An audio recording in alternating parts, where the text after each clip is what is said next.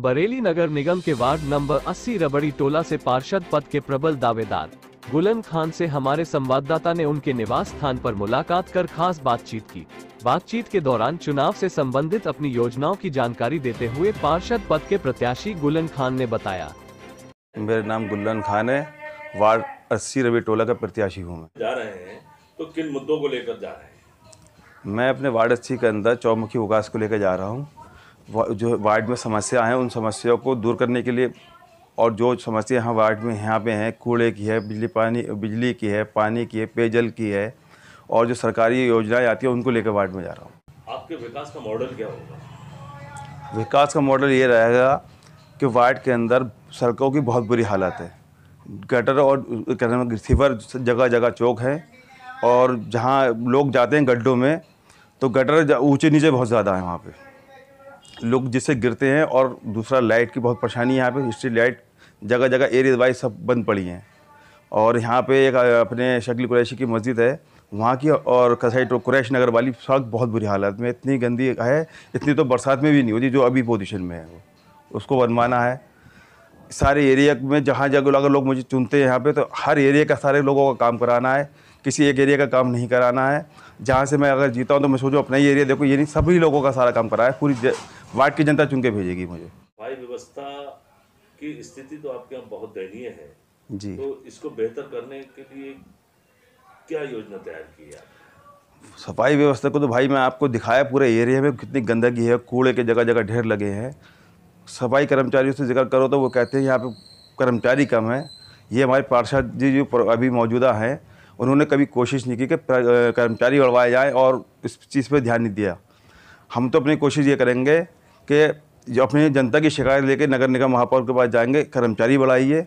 और दूसरी बात, कूड़े की व्यवस्था जो ड्यूटी है सुबह और शाम की दोनों टाइम ड्यूटी कराने का काम करेंगे। जानकारी मिली है कि पेयजल व्यवस्था यहाँ की बहुत खराब है, पानी नहीं आता है। जिनके यहाँ मोटर लगे हुए उनके यहाँ पानी आता है, बड़ी परेशान है यहाँ की जनता। इस व्यवस्था को कैसे सुधारेंगे?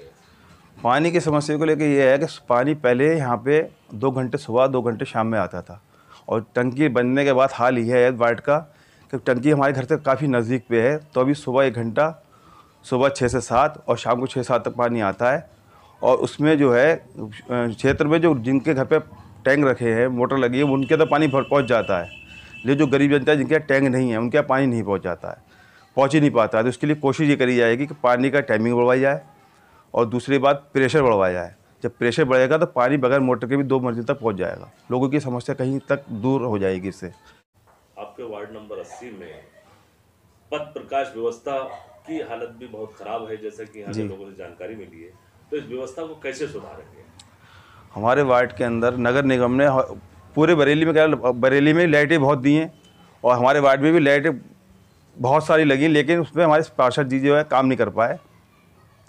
उन्होंने लाइट कुछ लगवाई, कहीं कुछ एरिया में नहीं लगवाई, कुछ लोगों ने खुद लगवाई अपनी एप्लीकेशन लगा के, और अब जो ख़राब हुई दोबारा सही कराने का काम नहीं करा उन्होंने। मैं अगर पार्षद बनता हूं तो वार्ड में खुद हर महीने रात में पूरे एरिया का निरीक्षण करूंगा, और जहां जहां ख़राब होगी उसको समस्या को दूर करूंगा।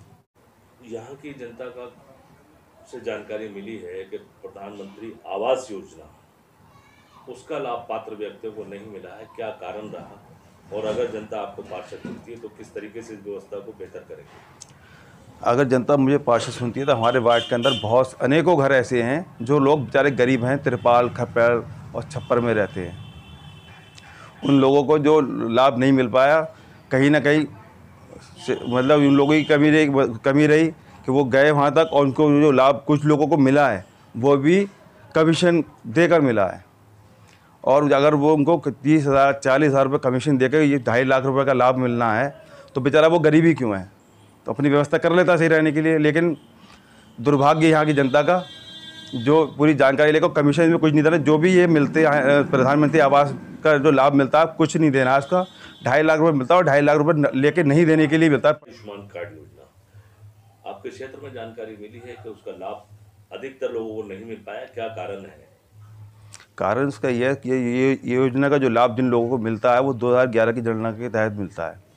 उसमें यहाँ पे जो भी उस टाइम पार्षद रहे वो ये उनकी गैर जिम्मेदारी है कि उन्होंने लोगों के नाम दर्ज नहीं कराए। और ये कि इतनी बड़ी योजना है जिसमें गरीब जनता का, गरीबों के लिए योजना है। गरीब जनता का 5 लाख रुपए तक का इलाज फ्री होता है और कहीं भी कराइए आप पूरी इंडिया में।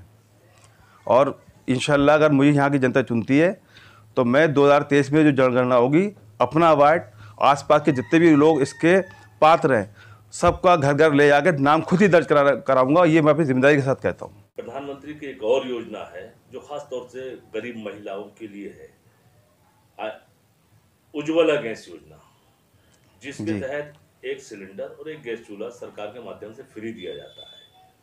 तो इस योजना की क्या स्थिति है, कितना लोगों को लाभ मिला? हमारे वार्ड के अंदर उज्ज्वला योजना को लेकर कुछ लोगों को मिला है, लेकिन जो इसके हकदार हैं उन लोगों को अभी इसकी जानकारी दी नहीं गई है। जो यहाँ के जनप्रतिनिधि, ये उनका कार्य है, बोर्ड लेने आए तो जो सरकार अपनी योजना चला रही है उनकी भी जानकारी जनता को दो। बोर्ड लेने के लिए जाते हैं ना, तो इसलिए जनता को इसकी भी जानकारी दो कि गवर्नमेंट ये स्कीम चला रही है और ये सिर्फ तुम लोगों के लिए है। और इंशाल्लाह अगर मैं इस वार्ड की जनता मुझे चुनती है तो घर घर जाके हर योजना के बारे में समझाऊंगा, बताऊंगा और उनको दिलवाने का काम करूंगा।